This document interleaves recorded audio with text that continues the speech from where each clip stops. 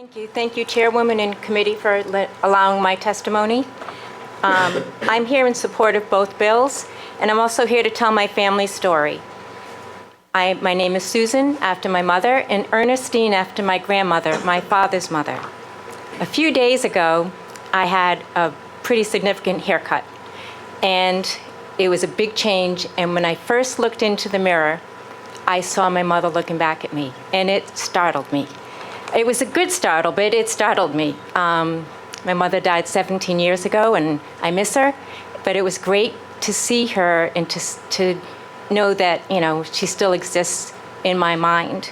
But I was also sad because my father never had that chance to see his mother's image, because my father's mother, Ernestine, died of an illegal abortion in Rhode Island on August 11th, 1927. My father was 18 months old. She left behind my grandfather and 5 children, all under the age of 10. So that's 90 years ago. 90 years ago. My grandparents struggled to survive. They lived in Pawtucket in a tenement. My grandfather was a lace weaver, and he barely made enough money to support the family. And when they realized that she was pregnant with the 6th child, they made the very hard decision to terminate the pregnancy, but it was illegal. So my grandmother sought a back alley abortion, and she died of that botched abortion, right here in Providence, Rhode Island. Recently, my husband went to the Providence City Hall, and in the archives there, he found her death notice. She was 30 years old. She died from bleeding and infection from that botched abortion.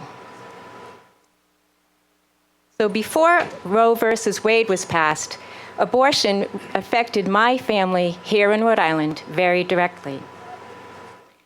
My father and his family continued to struggle even after my grandmother's death. My grandfather worked as a lace weaver, but he had to travel from state to state, town to town, wherever the jobs were. So he took his children with him. At 16 years old, my father and all his siblings were taken out of school and put to work in the lace mill. And at that time, that was in Barrington. And this made my father very hard. He, not having a mother, not growing up with much affection in his household, he really didn't show much affection to myself and my siblings. So why, in 2017, are we discussing making abortion illegal again? Why, in Rhode Island, would any woman have to face what my grandmother faced and what my father faced and his siblings? Women died from having illegal abortions, and now that they're safe, that choice is much easier, and it should be easier. According to the World Health Organization, 47,000 women worldwide die of illegal abortions.